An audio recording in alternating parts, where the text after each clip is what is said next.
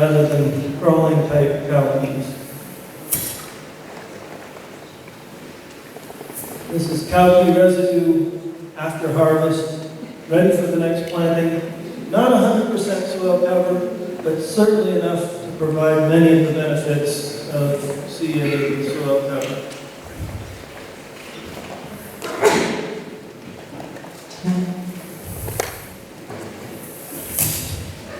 Okay.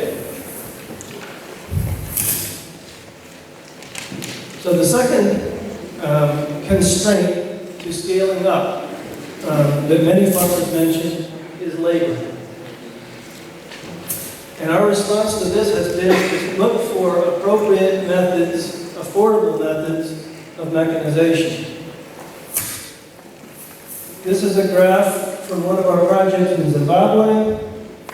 They introduced mechanical rippers, like you see in this picture.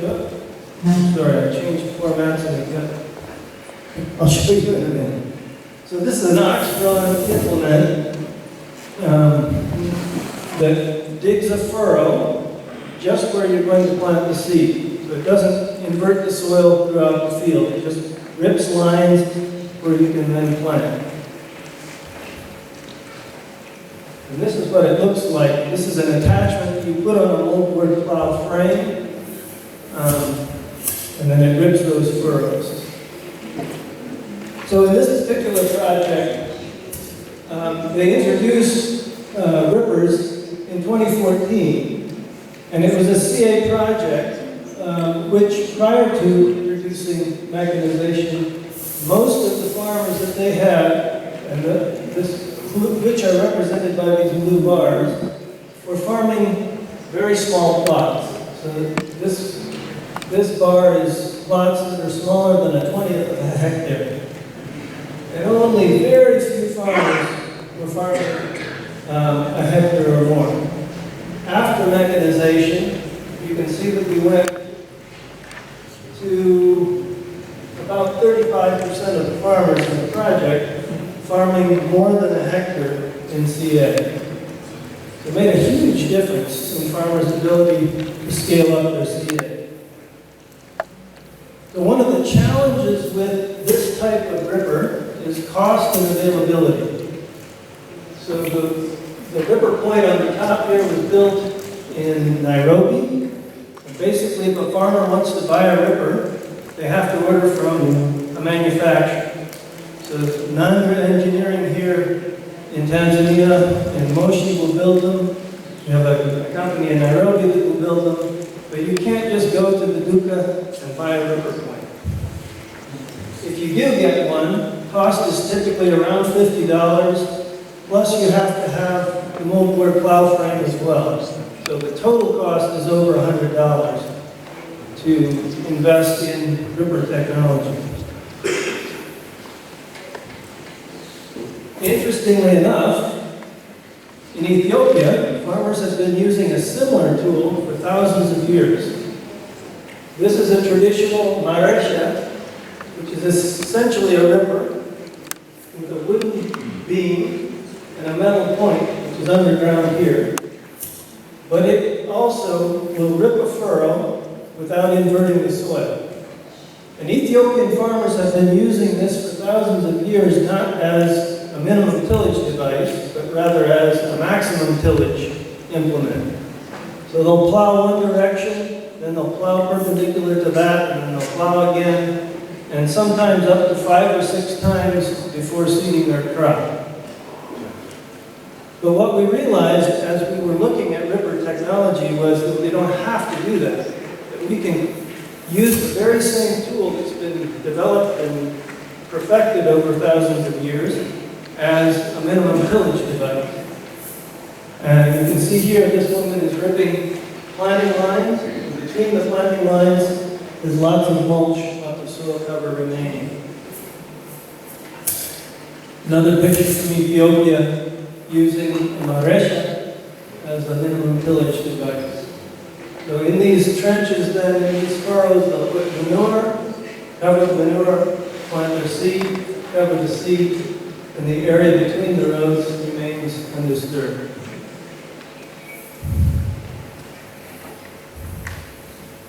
This is the first maresha, to my knowledge, ever used in Tanzania.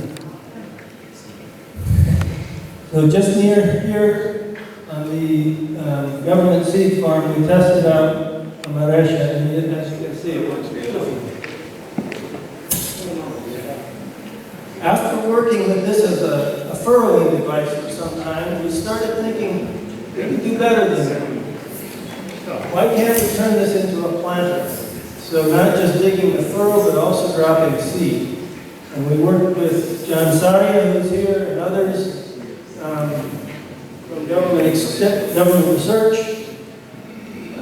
Over a long period of time, together with my ECHO colleagues, we developed a commercial seeder, which we now sell for around $260. It has the same wood frame and digging point as the traditional maresha, but now on top of that, we have a modern seeding mechanism, seed hoppers, and a drive wheel in the back that turns on that mechanism.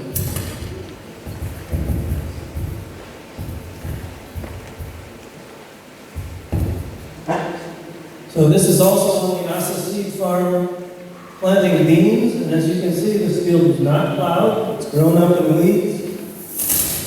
This is an earlier prototype of our planter that is doing a nice job of opening up the furrow, dropping the seed, and then covering the seed with a chain. So now we have a tool that not only opens up furrows without disturbing the rest of the field, but also plants seed and covers seed.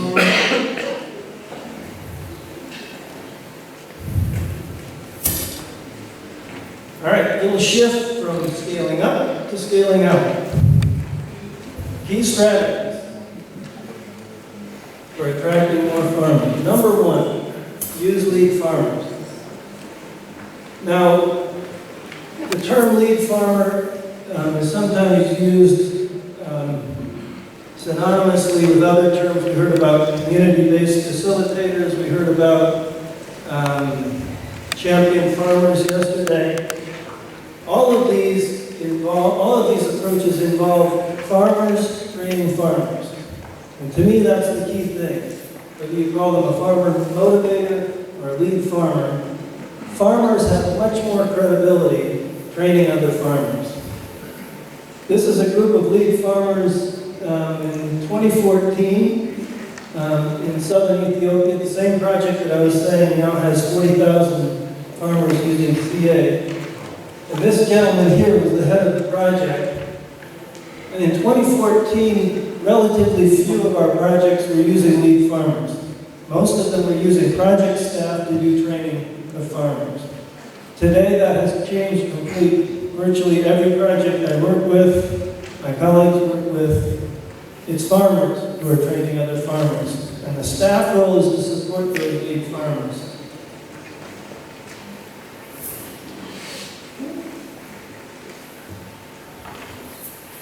So the model that you use for supporting those lead farmers, motivating them, may vary. In this case, the farmers received a small stipend. I think yesterday they were talking about a communication stipend that farmers in central Tanzania are getting. Similar approach here. They did receive a monthly allowance to help them be able to do the work that they did and continue to maintain the farms at home. This is a different approach. Another Ethiopian partner, but in this case, their model was each farmer is a lead farmer. So if you get trained by the project, you recruit 2 more farmers and you train them as well. And they recruit 2 more and train them. And these lead farmers are entirely volunteer, no financial compensation whatsoever.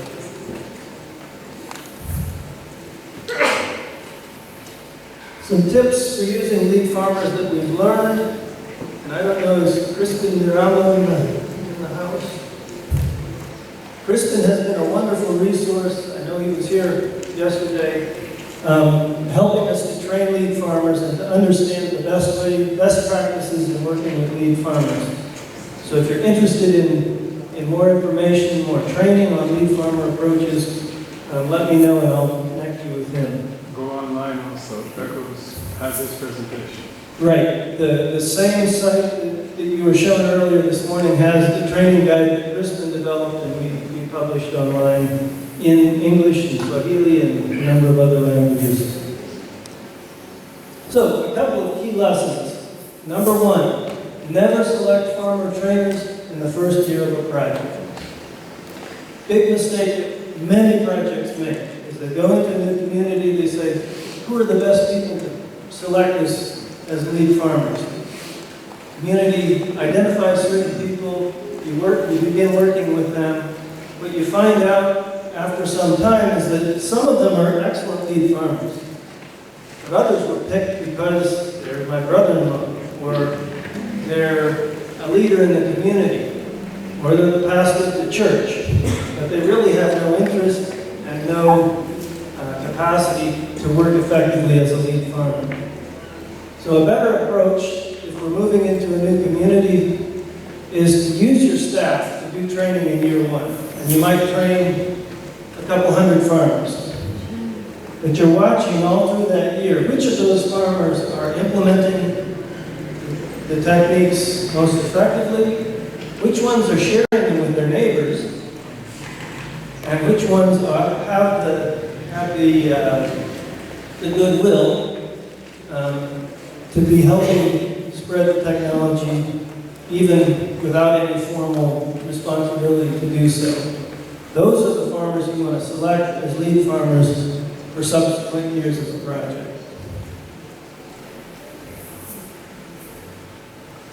Establish clear expectations. So Crispin has projects develop a written contract between not the lead farmer and the project.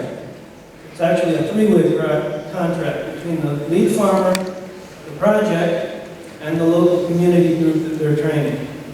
So that expectations are clear, the farmers know what to expect, the community group knows what to expect, and if they don't live up to that contract, you remove them and you put someone else in their place. This is a critical part of an effective agricultural project, so we need to take it very seriously, just like we take paid professional staff. We need to have contracts and clear expectations. Develop effective systems of support.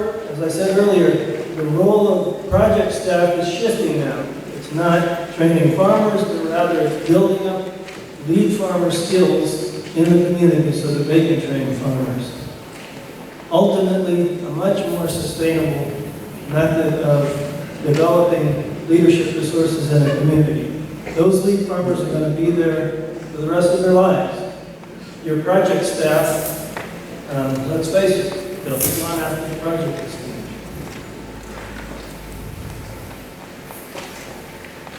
Okay, a second strategy for scaling out. Select participants based on their interest. Now this might seem obvious, but how many of you have started projects where you select 600 farmers in year one to be trained, and then you follow those farmers for the next 3 years? I won't ask for a show of hands. I know I have. The problem here is that not all of those 600 farmers are going to be interested in implementing a technology like CA+. Some of them may not even have the means. I visited a project in Rwanda once where we took a random sample of participants in the project and visited them. And we visited one lady who said, the project is wonderful. The staff come and visit me once a month. I really like their visits. I appreciate everything they're doing. But she wasn't implementing CA. Why aren't you implementing CA+? I don't have any land. Okay? Well, this woman was part of the project, the life of the project, but she had no means of implementing what the project was promoting. An alternative approach is self-selection of beneficiaries or participants. So never select, if your target is 1,000 farmers, don't select 1,000 farmers in year one. Select, like I was saying earlier, maybe 200. Those 200 farmers are going to help you know who are their neighbors, who are their cousins, who are the other farmers in the community who are interested in joining the project. Base your project growth according to farmer interest. So you may have a goal of 600 farmers in year 2, but we had a rough start, we had a bad year in year 1, so we may not be able to do that. But what we don't want to do is go out and recruit farmers who really don't have any interest in the project just so that we can meet our numbers. Let farmer interest drive the pace of the project. And my contention is that we could do a monitoring and evaluation program based on just one indicator, what we call spontaneous adoption. We train 600 farmers, but there are 200 other farmers in the communities that are using CA+, not because you trained them, but because they were watching someone else who you did train. When you see that kind of adoption, then you know something's working well in the community. These farmers are not using CA+ because they had some incentive, they're using it because they believe it works. You need to track that as an indicator in every project. Finally, and this is sort of new for our network, but it's, I think, one of the most exciting things we're involved in. We have been very good at building local projects, addressing the needs of local communities. We've done less well at advocating at a higher level for adoption of technologies like CA+. This is a picture of the Deputy Minister of Agriculture in Ethiopia, who is making an announcement that heretofore CA+ will be a part of the official extension message of Ethiopian government extensionists in 5 regions of Ethiopia. That's about 2/3 of the country. This announcement was made based on experience that they have had. The project that I showed you earlier with the Solvita results ran from 2015 to 2020. And part of that was getting government officials to come and visit the projects that were being implemented in the field, and convincing them of the value of CA+. And in fact,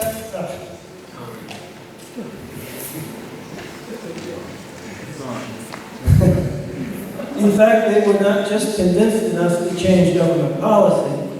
And I should say that this policy is a huge shift for Ethiopia. As I mentioned, Ethiopians have been plowing their fields for thousands of years, longer than Europeans have been plowing their fields, longer than North Americans have been plowing their fields.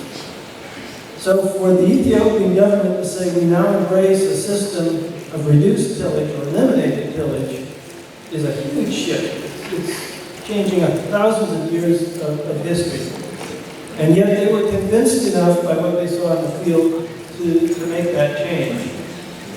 Not only a change in policy, but they also asked us, would we now train their extension specialists in CA+ methods? Fortunately, we were on the verge at that point of launching a new initiative which we call Master Trainer Program, Master Trainer Training, which is to train up field staff who have experience with CA+, but who can then use their experience to train other NGOs, to train government extension, to train individuals who we, as a team of 4, don't have the means to reach. So the whole idea, yeah. And we were also fortunate enough to receive a foundation grant at the time that helped to fund that process. So our master trainer approach is to combine technical CA Plus training with adult education and facilitation skills. So we hire in each country facilitators whose specialty is not agriculture, but is adult education and facilitation. And we pair them up with technical experts so that the trainees get both training in technical skills, but also training in how to train. The first of these began in Ethiopia just before the COVID pandemic hit. That picture that I showed you was, I think, October 2019. So we had a lot of challenges rolling this out in Ethiopia. Fortunately, it's gone well, despite COVID. And fortunately, the foundation that was supporting it was happy enough with the results and they continue to support it, to the point where we now have over 250 master trainers in Ethiopia, spread out across 4 of the major regions of Ethiopia. Most of those are government extension specialists. A number of them are also NGO staff. So they're able now to do training well beyond what our formal projects that we fund involve. The government extension specialists who have been trained have subsequently trained around 13,000 farmers. I'm sure that number is larger today than when I got it. In Rwanda, also, we rolled out a similar process, 2020 to 2022. It was supposed to be a 4-month training program. It ended up being most of 2 years. John Mukiza, can you stand up, John? Spearheaded this process, through which they trained 14 master trainers, 5 of them women, and subsequently they were approached by World Food Program, who said, we like what we see, can you train our lead farmers? And they have since trained around 2,000 farmers. How many were trained with the World Food Program in the first cohort? 30. And now WFP has asked us to do another cohort. It's ongoing now. This is the second week. Right, so we have the second cohort that's being trained now, and also a request for training of government extension people as well. So the Rwanda Agriculture Board has approached Jean and asked him also for training of government extension personnel. We're hoping to be able to respond to that request, but looking for funding. Zimbabwe and Kenya, we have similar processes currently underway. 16 people being trained in Zimbabwe, 14 in Kenya. John and Lillian, can you stand up? So John in Kenya, Lillian in Zimbabwe. If you're interested in CA Plus training, talk to these people. If you're from Rwanda, talk to Jean. Kenyans, John, I know we have a number of Zimbabweans here. The whole point of recruiting these master trainers and training them is so that organizations like yours can receive the same services. We don't have time as a staff of 4 to go and train your lead farmers or your staff. Our master trainers do. Next year we're hoping to do the same, we're planning to do the same in Tanzania, Malawi, and Burundi. So a picture of the graduation ceremony in Rwanda, 2 master trainers. I don't know, who's the gentleman here?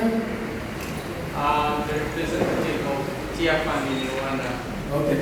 Head of Tearfund Rwanda is handing out the certificate.